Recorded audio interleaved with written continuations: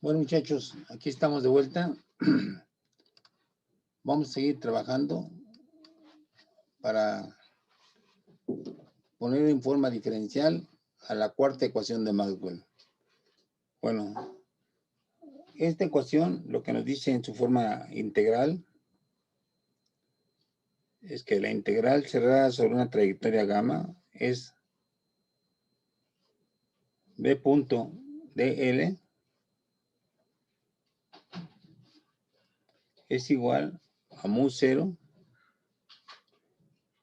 por la corriente que atraviesa la superficie delimitada por gamma, ¿sí?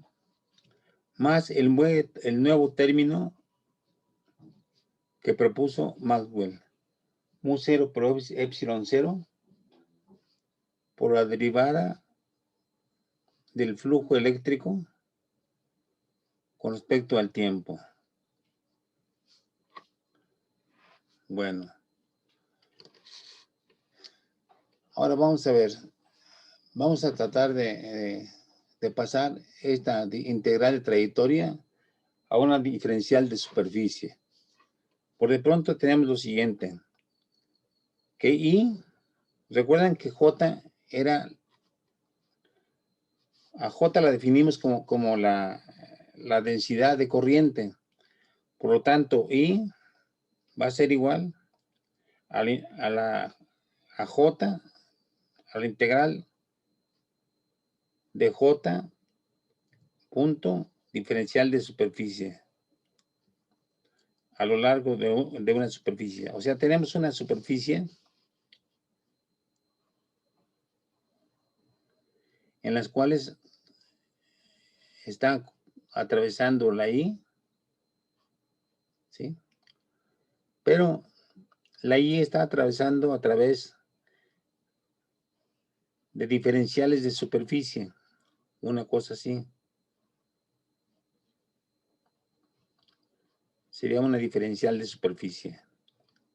La diferencial de superficie, para que se pueda trabajar como un vector, a la diferencial de superficie se le asocia un vector unitario n, ¿sí?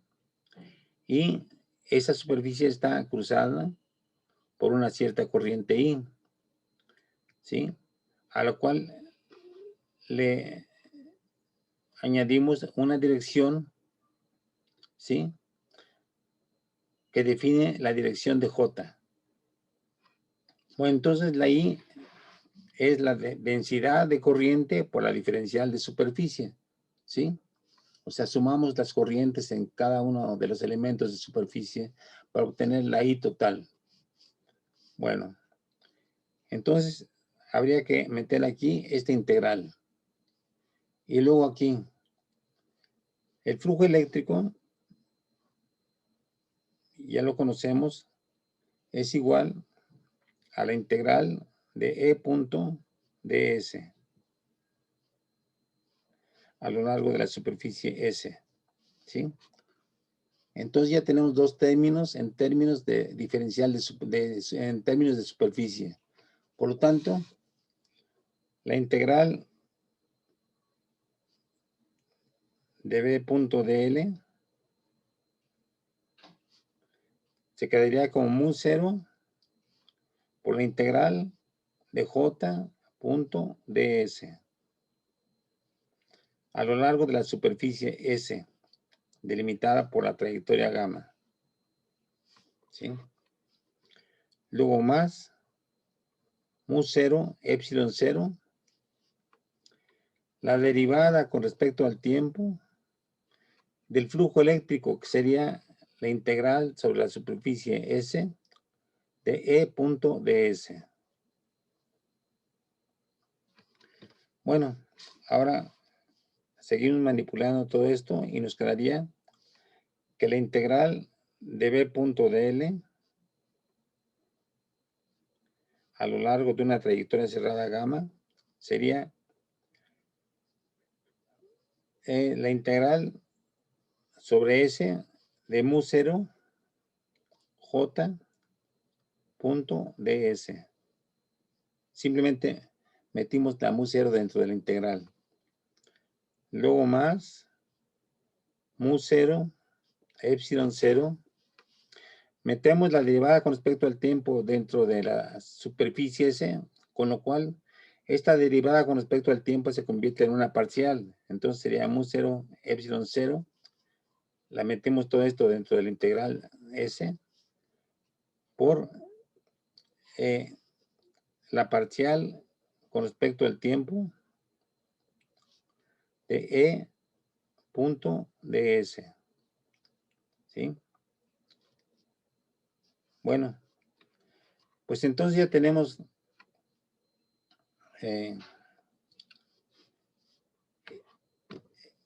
estas expresiones en términos de diferenciales de superficie. Pero hay que recordar que la integral sobre gamma de b punto dl, ¿sí?,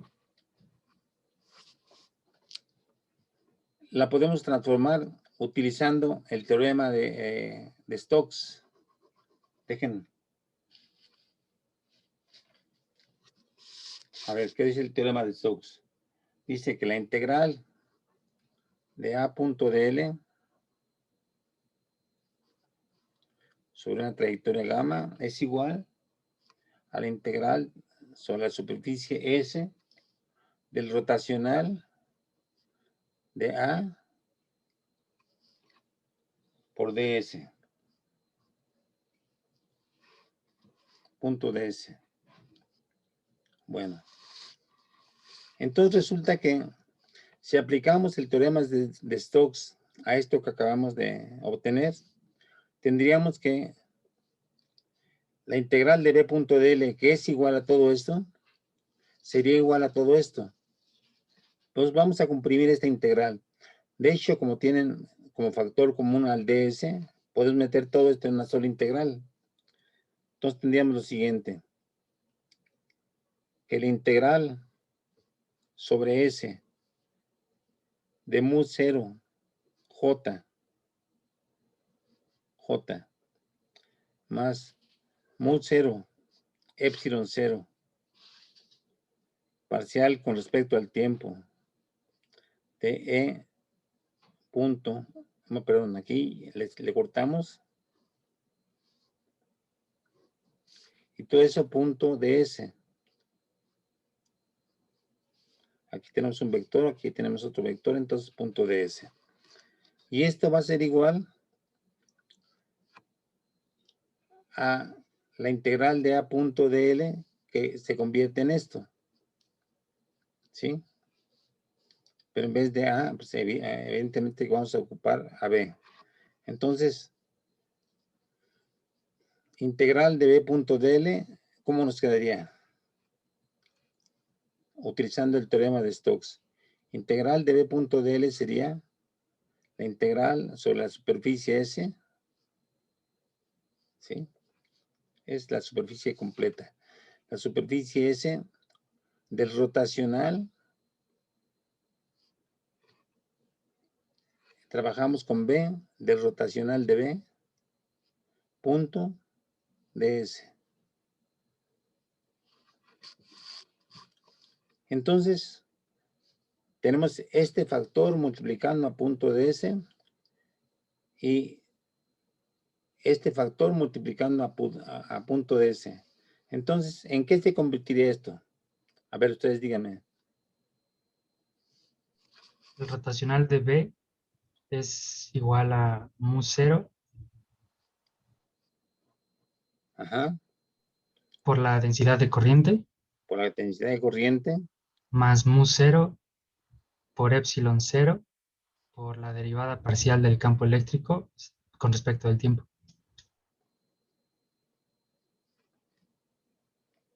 Y así tenemos esto. Entonces, pues,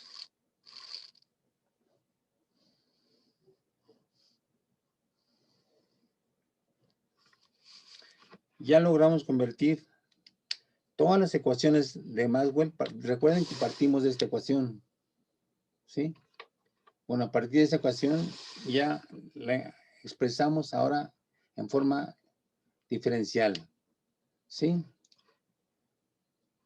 Y Vamos a ver enseguida qué papel tan importantísimo juega este producto. Fíjense. Si no hubiera sido por Maxwell, este término no existiría, ¿sí?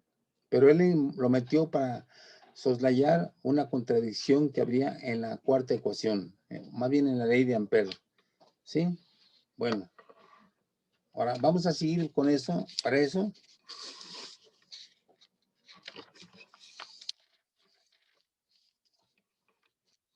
pues, con las matemáticas puras, ¿sí?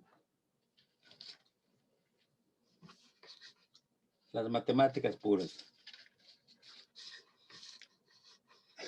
Es impresionante cómo se elaboran las cosas. A ver, solo a un matemático se le ocurre esto. Rotacional del rotacional de A, ¿sí? O sea, ya el rotacional a veces nos da lata, ¿no? Ahora el rotacional del rotacional, bueno, ¿en qué se convierte? Pues se convierte en esto, en esta identidad, en el gradiente de la divergencia de A, menos el laplaciano de A, ¿sí? Bueno, ahora, aquí hay una divergencia que ya hemos trabajado anteriormente. Aquí hay que recordar qué significa el laplaciano. Pues el laplaciano simplemente es la segunda derivada con respecto a x cuadrada, más la segunda derivada con respecto a y cuadrada, más la segunda derivada con respecto a z cuadrada. Y esto aplicado al vector A, ¿sí? Ahora, para llegar a lo que queremos, vamos a simplificar estas operaciones, suponiendo, vamos a aplicar esta identidad matemática. A ver, ¿ustedes a qué le aplicarían esta identidad matemática? Digo, estamos trabajando electricidad y magnetismo. ¿A qué le aplicarían?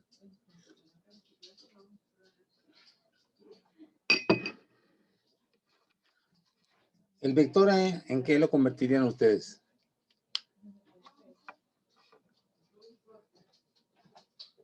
A ver, ¿con qué campos hemos trabajado? ¿Podría ser el campo eléctrico? Podría ser el campo eléctrico.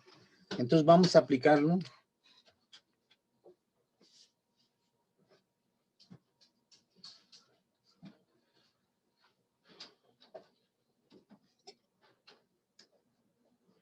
a campo eléctrico, ¿sí? Bueno, pero vamos a tomar un campo eléctrico que en vez de depender de todo, de cualquier posición del espacio o cualquier orientación, que dependa solamente, que sea un campo solamente que dependa de X, ¿sí? Si depende de X solamente, entonces, ¿cuánto valdría la parcial segunda del campo con respecto a Y cuadrada? 0. 0. ¿Y la parcial segunda con respecto a Z cuadrada? 0 también. 0. Bueno, ahora recordando las ecuaciones que vimos anteriormente, vamos a trabajar en el vacío. Es decir, vamos a ver cómo se comporta el campo eléctrico en el vacío. Y en el vacío, ¿cuánta carga hay? En el vacío. ¿Hay carga en el vacío? ¿No? No, ¿verdad? Estamos en el vacío. Una pregunta curiosa, ¿no? En el vacío, pues no hay nada, ¿sí? Ahora, puede haber también, densidad de corriente en el vacío, o sea, flujo de cargas en el vacío. Pues no. Tampoco, 0. Entonces, aplicando al campo E esta ecuación, esta identidad, tendríamos que el rotacional del rotacional de A, perdón, de E, es igual, a ver, al gradiente de la divergencia. Pero ¿cuánto vale la divergencia de E en el vacío? Recuerden que la divergencia de E, ¿qué es lo que nos daba? A nivel puntual. ¿La existencia de qué? Vean sus apuntes. Q sobre epsilon cero. No, rho sobre. Densidad sobre epsilon cero, ¿no? O sea, Rho densidad sobre de epsilon. carga sobre epsilon cero. Era rho sobre epsilon cero. Pero dijimos que no hay carga. Entonces, esto es igual a cero. ¿No? Por lo tanto, este término, gradiente de la densidad, de la divergencia de E, pues lo podemos tachar. ¿Sí? Porque no hay carga, no hay densidad de carga. Sería menos el laplaciano de E. Bueno, entonces, ¿están de acuerdo en que tachemos este? Sí, Sí, porque no hay carga, ¿verdad? Estamos en el vacío y no hay densidad de carga. Lo tachamos. Bueno, ok. Entonces ya encontramos una primera cuestión. Laplaciano, digo, el rotacional del campo eléctrico es menos el laplaciano del campo eléctrico. Pero el campo eléctrico dijimos que solamente iba a depender de X. Entonces, al aplicar el laplaciano al campo eléctrico, ¿cuál es el único término que nos va a quedar? la segunda derivada con respecto a X. ¿De qué? Exactamente, Del la segunda campo. derivada. Entonces va a ser igual a menos la segunda derivada de E con respecto a X cuadrada. ¿Sí? Y bueno, ya estamos sacando algunas cosas claras, interesantes. Veremos por qué. Bien, ahora, por otra parte, tenemos que es el rotacional del campo eléctrico. O sea, el rotacional del campo eléctrico. Pero el rotacional del campo eléctrico, ¿a qué era igual? La parcial del campo respecto al tiempo del campo magnético. A menos la parcial de B con respecto al tiempo. ¿Sí? Y ahora esto lo podemos trabajar también así. Como X y el tiempo son independientes, entonces esto va a quedar como menos la parcial, perdón, menos la parcial del rotacional de B con respecto al tiempo. Simplemente pusimos el rotacional adentro de la derivada. ¿Sí? Ahora, ¿a qué es igual el rotacional de B?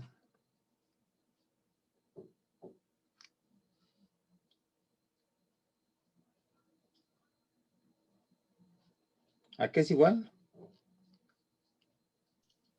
A mu cero por la densidad de corriente A mu cero por la más, densidad de corriente, ¿sí? más epsilon cero por la ¿Y derivada más? del ¿Más qué? epsilon cero Sí. por la derivada de E. Epsilon con cero por mu respecto- cero, ¿no? Sí, Por la parcial de E con respecto al tiempo, ¿no? Es lo que habíamos sacado. ¿Está bien? A ver, revisen sus deducciones. ¿Sí está bien? sí, Bueno. Entonces, esto es el rotacional de B. ¿Sí? Entonces aquí estamos sacando la parcial con respecto al tiempo del rotacional de B, que resultó ser esto. Por lo tanto, este término menos la parcial con respecto al tiempo del rotacional de B va a ser la parcial con respecto al tiempo de ¿qué? No hay densidad de carga, no hay densidad de corriente, entonces quitamos este término, ¿no? Porque estamos en el vacío. ¿De acuerdo? Sí, Entonces nos queda la parcial con respecto al tiempo de ¿qué? De epsilon 0, mu 0, y la parcial de E con respecto al tiempo. Y esto nos da finalmente, pues, epsilon 0, mu 0, la parcial segunda de E con respecto al tiempo al cuadrado. ¿Sí? Entonces ya tenemos esto. ¿Sí? Bien. Ya habíamos llegado antes. Fíjense, esto, no lo olviden. Esto es el rotacional del rotacional de E. Esto.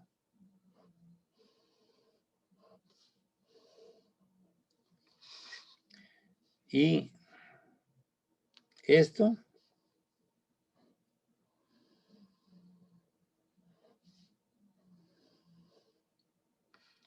también es el rotacional del campo, ¿sí?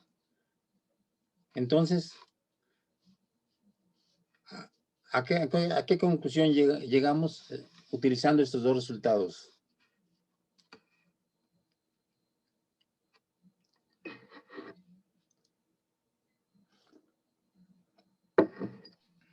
Aparte de que son iguales, que es la ecuación de la onda. Es la ecuación de onda, ¿no? Al igualarlos, obtenemos la ecuación de la onda, ¿no? Sí, entonces, a ver, díganme, ¿a qué llegamos? A menos, bueno, La menos, la segunda derivada parcial del campo respecto a x, ajá, que es igual a ver, a menos. ok, perfecto, sí, nada más una cuestión. Vamos a eliminar los menos, ¿no? Porque los dos son de signo menos, ¿no? Sí, Sí. Entonces, vamos a poner parcial segunda del campo con respecto a x cuadrada es igual a mu 0, epsilon 0, parcial segunda de E con respecto a t cuadrada. Pero la forma típica de una ecuación de onda es parcial segunda de E con respecto a t cuadrada es igual a 1 entre mu 0, epsilon 0, parcial segunda de E con respecto a x cuadrada. ¿Sí? Llegamos a esta conclusión. Y hay que recordar que en la clase pasada dijimos que si f es una ecuación de onda, entonces obedecía a esta ecuación. Parcial segunda de f con respecto a t cuadrada era igual a c cuadrada, la velocidad al cuadrado de la onda, por la parcial segunda de f con respecto a x cuadrada.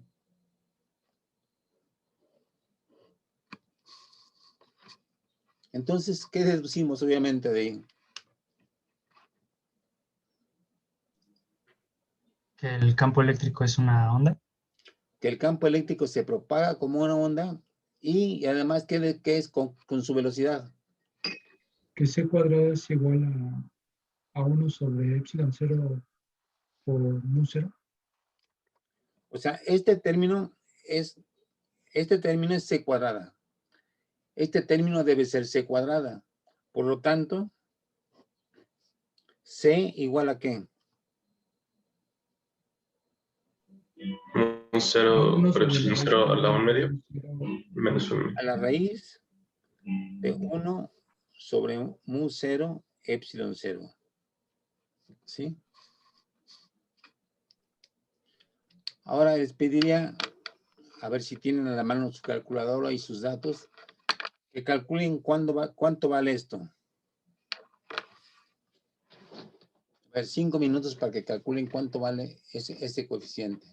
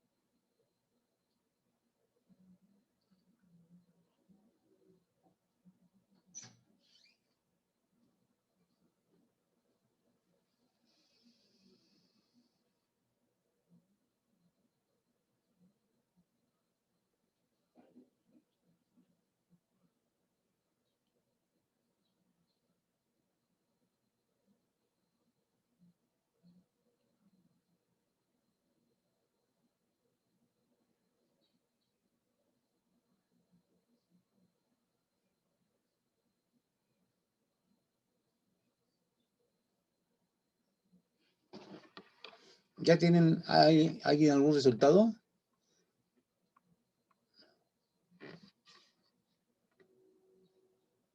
Ajá, pero por favor. Sí, yo 2.9 2.9, 986. 86. 9986. 9, a ver, 2.99. Ajá, 9986. Vamos a ponerle bien. C igual a 2.9986. ¿Qué más? 33. Por 10 de la 33. ¿eh? 30, por 10 a la, por 10 a la 8 A la metros sobre segundo. 8 metros sobre segundo. ¿Sí? Bueno, pues es justamente la velocidad de la luz que ya había sido medida. ¿Sí? Imagínense a lo que ha de haber sentido Maxwell, ¿no? Sí, que gracias a su corriente de desplazamiento que añadió, prosiguiendo con el análisis puramente matemático,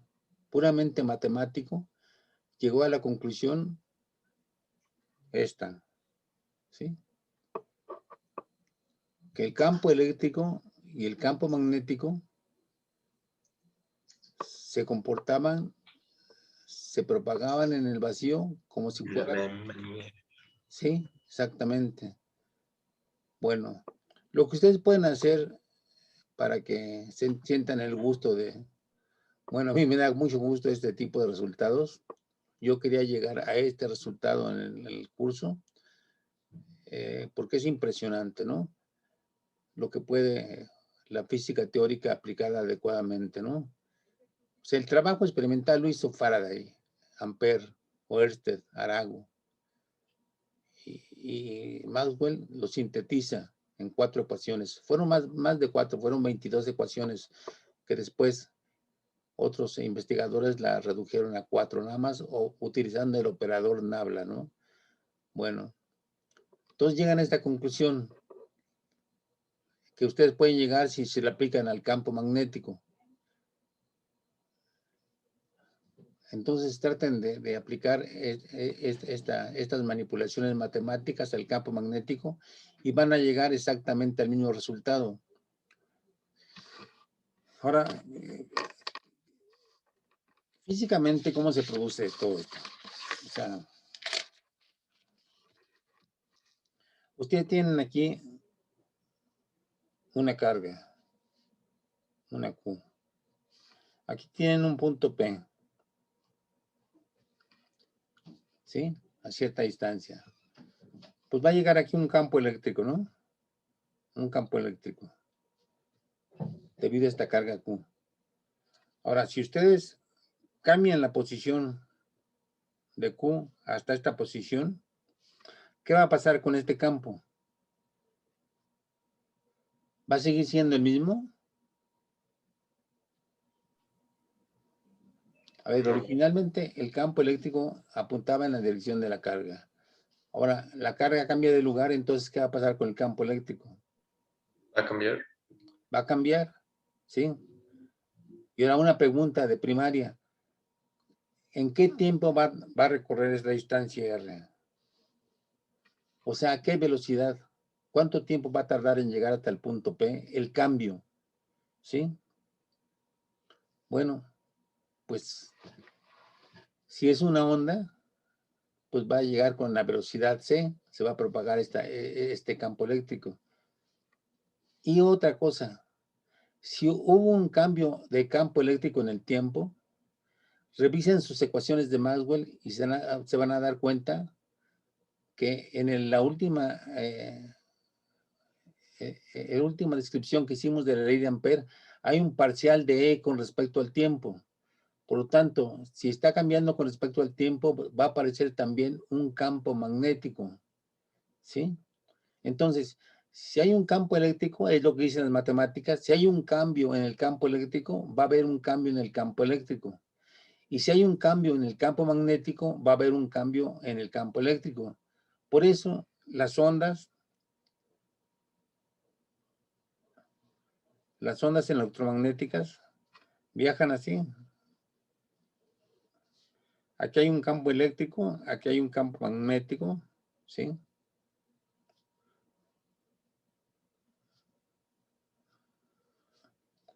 Que están cambiando simultáneamente. Ahorita voy a tratar de hacer mejor el dibujo. Entonces, aquí está el campo eléctrico, aquí está el campo magnético, aquí está el campo magnético, aquí está el campo magnético, y en fin, así se van. ¿Sí? Cambia uno, cambia el otro, etcétera, etcétera, etcétera. ¿Sí? Uno es el campo eléctrico, otro es el campo magnético. Pero si cambia uno, cambia el otro. Entonces, por eso es un cambio electromagnético. Bueno, pues esta fue la propuesta de Maxwell. Una propuesta puramente matemática.